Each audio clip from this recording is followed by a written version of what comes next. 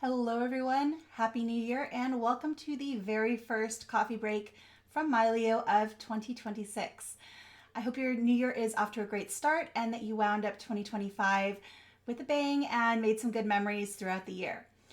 This year we're going to be starting off by focusing on some things with the new release, and then we're going to work into later this month some things you can do to have your library ready to keep things organized throughout the year. So today we're going to do what's new in Mylio Photos 24.7. This release came out just before Christmas, and we're going to go through all of the things that are in this release so you can make the most of it. It is a small release in that there's not a lot of big changes that you're going to see as a user, but there's a ton of under the hood stuff that we did to make your experience better. Before we dive in, I do want to let you know about the events we have coming for you next week. We'll be returning to our regular schedule now that we're over the holidays. We'll have our live Q&A on Tuesday and Thursday at 11:30 a.m. Pacific, 2:30 p.m. Eastern. And then on Friday, we'll have our coffee break like we are today. And we'll be diving deeper into the details panel, or the devices panel rather, in the dashboard. So hopefully you guys will join me. We'll do a little bit about that today, but we're going to go in deeper next week. So with that, let's go ahead and get started and talk about what's new in Mylio Photos 24.7. Like I said, this is a small release in that there's not a whole lot of stuff that you're going to see as a user, but it's stuff that should make a big difference. This release is already shipped. It shipped a little bit before Christmas. And just let me know in the chat how many of you guys have downloaded this release and gotten it successfully installed, and how many of you guys are waiting. Let me know what you think in the chat, and we'll take a look at that as we go through as well. This release is focused on refinements. So fewer big features that you're going to see, but more day-to-day improvements. So little subtle things that are going to make your life easier. And like I said, a lot of stuff under the hood to resolve crashes and just make things work better. What we're going to go through today is some of the device panel improvements. And as I mentioned, we'll go more in depth on this next week. We're going to talk about storage, maps, and search updates, workflow and privacy refinements, and some performance stability and new camera support. So that's just kind of a broad overview of what you can expect in this release. If you have not yet updated, we want to encourage you to update one device at a time. Start with your computer. Ideally, either it's a Vault or it's attached to an external drive that's a Vault, and get that one device updated and synced up and running and happy. If your devices are running 24.6, which is the most recent release before this one, you should be prompted in the app to update, but you can also go check for updates in the Mylio Photos menu or the Help menu. Your mobile devices should update automatically, but you can always verify that by going into the App Store on your device, searching for Mylio Photos, and clicking the update button. If all it says is open, your app had already automatically updated and you should be good to go. If you're still running 24.5 or something earlier on any of your devices, make sure you get one of your devices updated and running smoothly first before updating the rest. It's a much more critical big update from 24.5 than it is from 24.6. If you're already on 24.6, this should be a relatively minor update. If you're coming from something earlier, it might be a little bit more involved. So just keep that in mind. We also have a great article on the community, so community.mylio.com, with all of the in-depth release notes and in-depth instructions on how to update. If you have any trouble, of course, you guys can always reach out to our support team. We've got great live chat. Actually, it's not really live chat. It's an AI bot, but it's really good at support.mylio.com. And if you're not finding your answer there, you can always convert that right into a support ticket or reach out directly through the app to create a support ticket from the help menu. All right. So in 24.7, you're going to see clearer sync information. When you go into the dashboard and devices, you're going to have a much better view of what's going on with your devices. This is something that a lot of people get stuck on with Mylio Photos because there's so much going on and so much data moving between all of your different devices. We've done our best to make this clearer and easier to understand. You're also going to have better control over storage. So in that dashboard and devices, you're going to see what devices have what information and better able to manage that. We've also done some under the hood work to make faster everyday tasks. We want to minimize fewer why can't I see this moments. So if something's not syncing, you can go into that dashboard and see where things are and why something is not syncing. And of course, just more stability across your devices. So let's start off with the devices panel. What we've done with this is make it clear to see which device needs media, where your files actually live, what's out of sync and why, and make it easier when you need something and something's not showing up where you expect it to be able to troubleshoot and figure it out faster, and hopefully without ever needing to contact support, because that makes your life easier and everybody is happier, right? So as you're going into the devices panel, there are 3 key areas where you can click.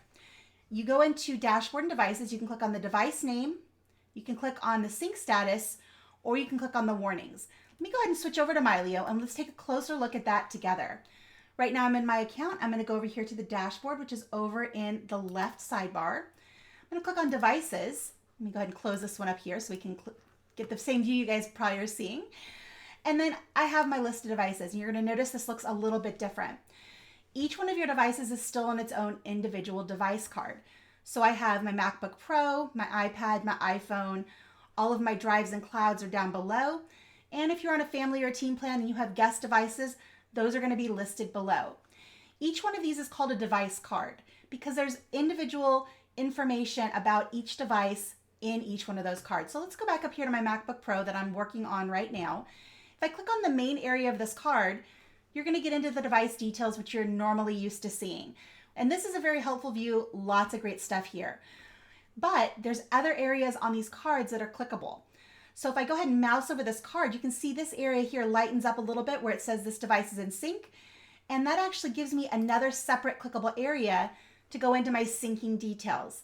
Now, if there was media that was out of sync on this device needs information, it's going to tell me right up here at the top what is needed and what device has it. So I know I need to go turn on my iPhone so everything from that device syncs. Or I need to plug in that external drive because that external drive is a vault and still needs information. So let's go ahead and click down here on my iPad. I haven't turned on Mylio on that in a couple of days. It's got 65 images here that it's saying it needs. Let's click on the syncing details and take a look at that. If I go in here, I can see it needs XMP files. I can see it needs thumbnails. And the devices that have these files actually happen to be online. It's my iPad that's offline right now, and that's why it can't sync. So I can go turn my iPad on, that will get everything syncing and happy. Same goes here for my iPhone. It's got 4 files that it needs, and I can see those are thumbnails. I do happen to have my iPhone here really quick, so let me just go ahead and turn that on. And you're gonna see that pop up and start syncing in just a moment. And that'll go ahead and clear up, and you'll see these things change in real time. It's a great way to monitor and know what's going on with your devices. Now we're gonna go far more in depth on this next week, but I just wanted to give you an overview of what you can do with this new section. One other clickable area, which you're not seeing on my screen right now, but you might have, is if there is a warning on your device. There you go. So you can see this little warning just picked up. I can click on that as well. And if there's something for it to lead me to, that can also be clickable. So it's saying one media on my device is not backed up everywhere. That just means that one of the files is not on all of my vaults. So that's a separately clickable area. You have different things that you can click on each of these device cards. So hopefully that makes your life a little bit easier and more clear. So I just shut off my phone. You can see that my phone just went offline. And that is kind of a broad overview of the new devices panel. Next up, I want to talk about cloud drives. And I will say that the screenshot here on the left is a little bit outdated because it was the design from the old device card format. But I wanted to show you in the upper right corner of drives and clouds when something is disconnected. So if your cloud drive, your OneDrive, your Google Drive, your S3, something like that is showing as being connected, but nothing is moving, you might go into the dashboard and see this little refresh icon. Now, all of my drives right now are happy. So if I go down here, you'll see that none of them have that little icon in the corner. So my drives are all happy. But if something is needing to sync, you might see this little refresh icon. This is really cool because it allows you to go in and refresh that cloud connection. So if you got logged out or you changed your password on your cloud account, Mylio needs to be basically reauthorized to get in there. This will let you do that. In the past, you actually had to contact our support team, and it was like a whole process to get that done. So that's just one little small improvement that will hopefully make things a lot easier because, well, people change passwords, people log in, people log out. So that should make things easier there. All right, so with Remote Clear Cache, what you can do is for a device that's not physically with you, you can go into the dashboard, click on that device, and over here you see Clear Cache Offline. And I can now do this with any of my devices, not just the one that I'm using. In the past, you actually had to have the device in your hand, go into the dashboard, and click on Clear Cache on that specific device. You can now do this for devices that are not physically with you. So that's a great but small improvement, especially if you're using a family or a team plan with multiple people in your account. All right, so maps got a little bit better as well. So when you go ahead and type in an address, you get a suggestion as you type the address, which is really nice. But especially on mobile devices, this used to be a little bit difficult as to how do you get that address to pin that onto the map. So what we've done is we've added this little pin icon. When you type in an address, you can click that pin and it's going to drop a pin onto the map at that specific address. It's a really, really small but useful thing, and it works really well on mobile as well as computers. So let me show you that really quick. I'm going to jump over here to my computer, and I'm going to go ahead and scroll down and find something that isn't from my phone that doesn't have GPS information. So let's go ahead and grab this one here. Where did I take this? I know my info was on my 7D. That was in Cayucas. Okay. So I can go into the map over here on the right. I'm going to go ahead and scroll down to the places section. And I'm going to go ahead and make this bigger. Click on the arrow. And up here at the top, you can see there's that pin icon. It's grayed out at the moment because I don't have an address in there. But I can just type in Cayucas, California. California, I can't even type. There we go. So Cayucas, San Luis Obispo. There we go. There's Cayucas. And I can drag this picture onto the map like we always could. I can also now just click this pin and there it drops it onto the map for me. I can then adjust the placement if I want, and when I'm ready, click the check mark, and that now has GPS information.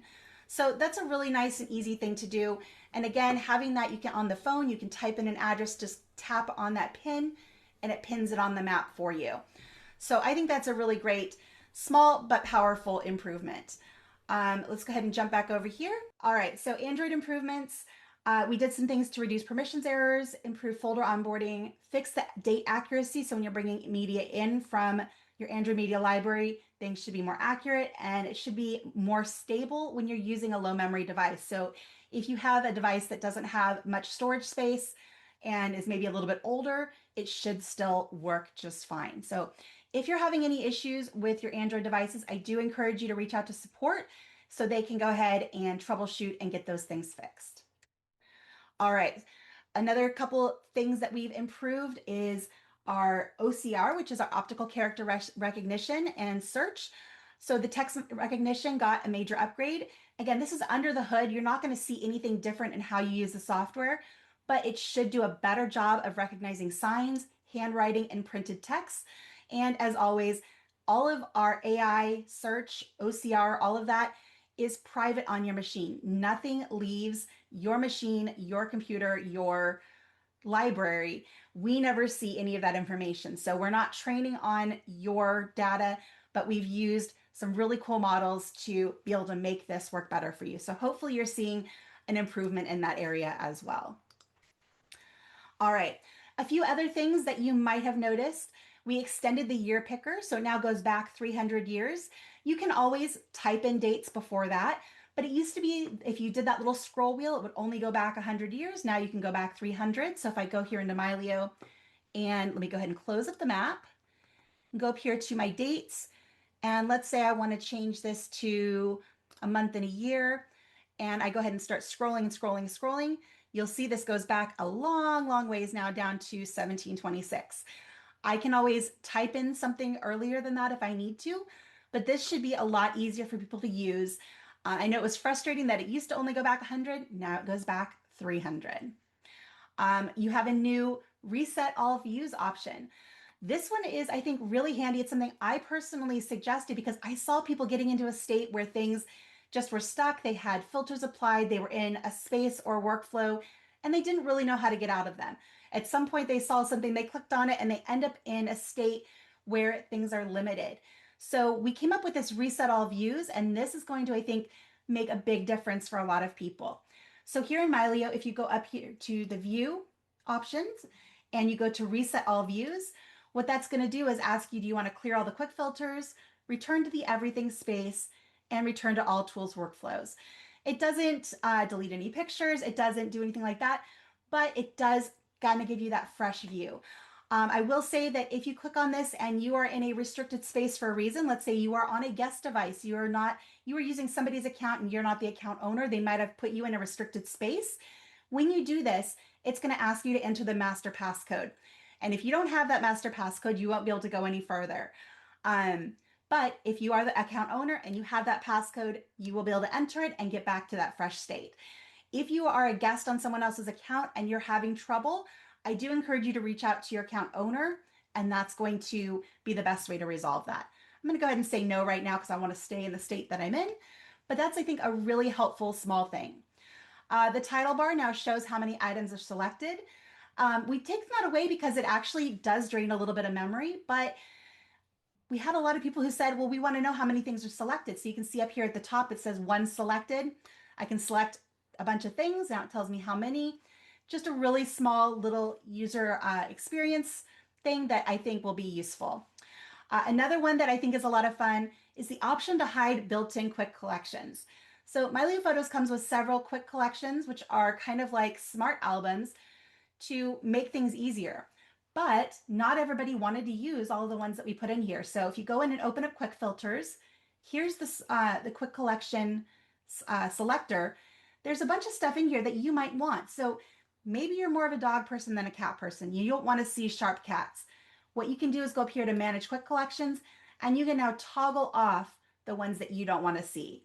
So I've got a couple here. I took off awesome selfies. I'm not a huge selfie person. And I took off happy people because, well, I like happy people, but it's not something I filter by often. So you can turn off now the ones that you don't want to see and just clean up the user interface for how you want to use the app. Let's see here, better RAW versus non-RAW control. If you are someone who shoots RAW plus JPEG or RAW plus HEIF, you have more controls and more ways to switch between these files than ever. So let's go ahead and jump over here to Mylio. I'm going to show you a few of them. The first is going to be when you import and you have that import dialog pop up. Let's go ahead and see if I can get that to show really quick. Okay, add media accessible from this device. And I'm going to just go ahead and select that folder and do the copy. And I can go here to show advanced settings. And if this had RAW plus JPEG pairs in there, it would have, oh, there it is right there. Actually, it doesn't even have to have the pairs. Display in app. You can see it's saying to default to the RAW, but you can choose whether you want the RAW or the non-RAW to be what you see in the app. It's going to import both of them, but it lets you choose which one you're looking at. So that's one place that you can do that. Another place you can do this is when you are in the edit module. And let's go ahead and jump into this one here. If this was a RAW plus JPEG pair, I would have an option here at the bottom to switch between looking at the JPEG or looking at the RAW. Typically, if I'm doing edits, I want to be editing on the RAW version, not the JPEG, but it's completely up to you. Everybody's workflow is a little bit different, so you have options. So if you are somebody who uses that particular tool and you shoot RAW plus non-RAW pairs, this is going to be, I think, a really great workflow for you. All right, an option to require PIN to enter spaces. If you're, again, on a team or a family plan, you have the option to set permissions for different users on your account. Previously, we had it set to require a PIN to leave a space, but not to enter one. And in some very isolated situations, this came up with some interesting people getting into things that they weren't supposed to. Very, very rare, but you now have the option to require a PIN to enter a space as well as to exit it. So if you have something private and you want to put a separate passcode on it, you can absolutely do that. All right. Few performance and stability things to call out. Faster browsing and search. Face recognition should be more reliable. You should be seeing fewer freezes and crashes. Obviously, sync progress is much clearer due to that big old change in the dashboard and devices panel. And if you go into the keyboard shortcuts in the manual, there is some new keyboard navigation that might be useful to you. We also have several new cameras that were supported and support for RAW plus HEIF and HEIC pairs. So we've previously supported RAW plus JPEG, And a lot of camera manufacturers, especially I think Canon's doing it now, Fujifilm's doing it. You have the option to save those files in HEIF or HEIC. And so you shoot these pairs previous to this update, they would come in as two separate images. Mylio did not know to stack them together. Starting from 24.7 forward, any new imports you make with RAW plus HEIF pairs will be automatically stacked just like RAW plus JPEG. Now, if you have older stuff that is a pair that you want to have paired that you imported previously, what you're going to need to do is remove it from Mylio and re-import it or just leave it be. So unfortunately, there's no way to retroactively go back and pair those, but for any new imports, that will automatically pair. And if you were lucky enough to get a brand new camera for Christmas and it's one of these models, it is now supported in Mylio. All right, so a few things to take away from this. This release is all about less friction, clear feedback, and better everyday performance. I really hope you guys have already downloaded this, but if you haven't, please do so. There's a lot of great stuff here, and I hope it makes your life better and makes things easier to understand. But just a reminder that next week we'll have our Tuesday, Thursday live Q&A at 11:30 a.m. Pacific, 2:30 p.m. Eastern. And next Friday, we'll dive a little deeper into the devices panel in the dashboard. So if you'd like to learn a little bit more about all the different facets of what we improve there and how it improves what you're able to see, where things are and all of that, please feel free to come next Friday. And I'm sure it'll be a very interesting session. So with that, I want to wish you guys a wonderful rest of your day. Happy New Year again. Thank you so much for being here, and we'll see you next time.